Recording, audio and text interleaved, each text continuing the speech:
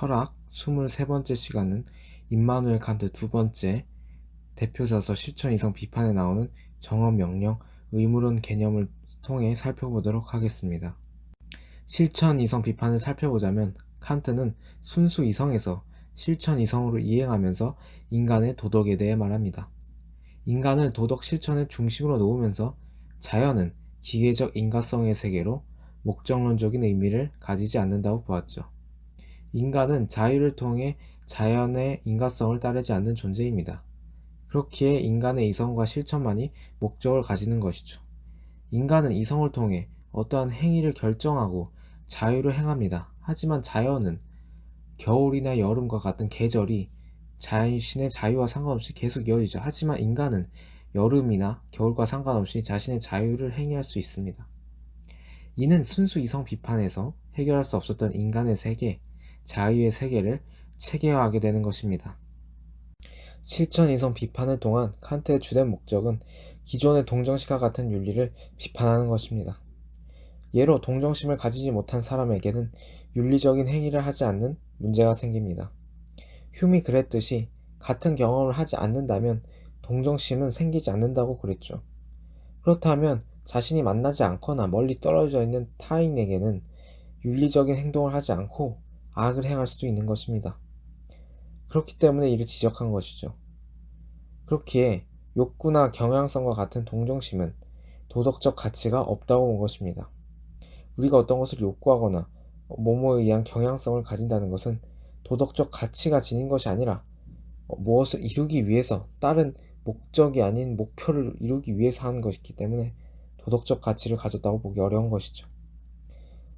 그래서 칸트는 이성에 의한 보편적인 도덕 법칙을 통하여 의무적으로 실천하도록 해야 하는 것이었습니다.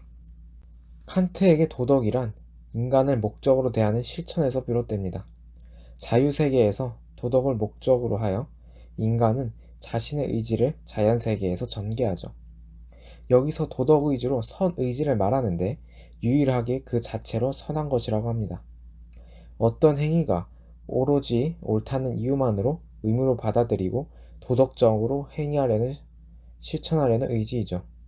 여기서 선의지가 결여되어 있다면 좋은 것도 악으로 변할 수 있다고 보았습니다.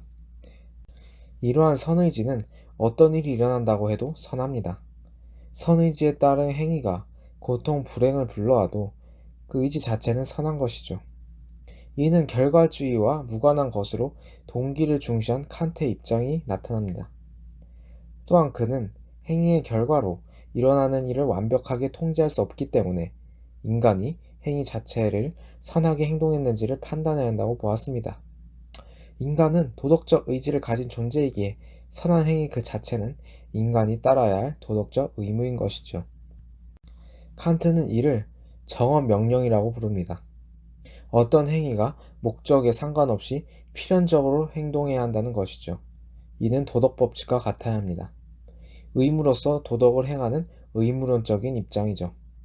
이와 반대되는 것이 가언 명령인데 내가 이러한 목적을 성취하고 싶다면 그렇게 행동해야 한다는 것입니다. 앞에서 살펴보던 욕구와 경향성에 의해서 행동하는 것이죠. 이를 비판하면서 칸트는 정언명령으로 도덕은 선하기 때문에 의무로 행해야 한다는 것입니다. 칸트는 선의의 거짓말조차도 하지 말라고 이야기합니다. 거짓말은 선에 반하는 행위이기 때문이죠. 단, 거짓말이라는 행위 자체에 주목해야 합니다.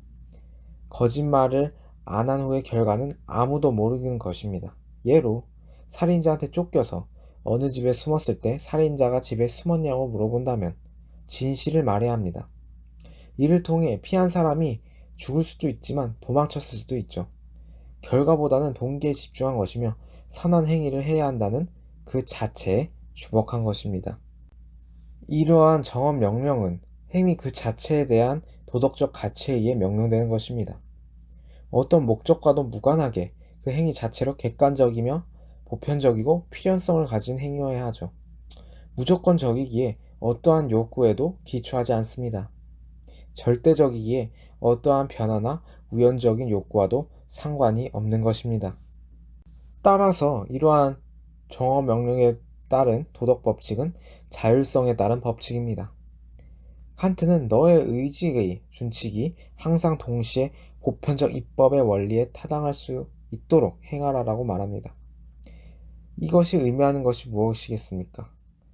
보편적인 입법의 원리, 모든 사람들이 받아들이고 적용될 수 있는 도덕 법칙만이 행동할 수 있는 것이고 그 자체로 선하다고 할 수 있는 것입니다.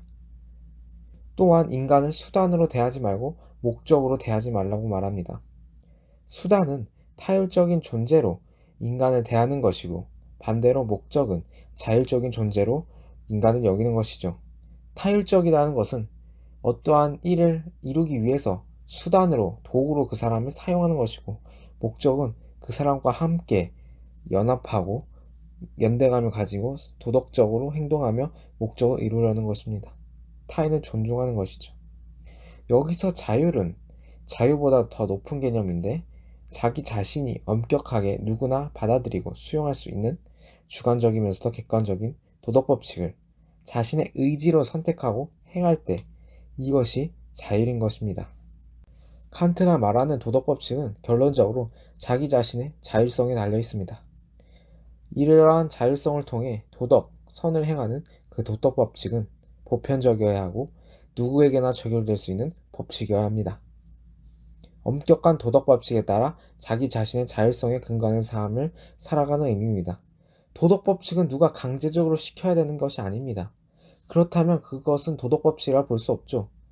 스스로가 보편적으로 모든 사람에게 적용될 수 있는 도덕 법칙을 스스로가 자율적으로 행동한다면 그것은 도덕적 가치를 지닌 것이고 모든 사람에게 적용되기에 선하며 행위 자체가 의미 있다고 볼 수 있는 것입니다.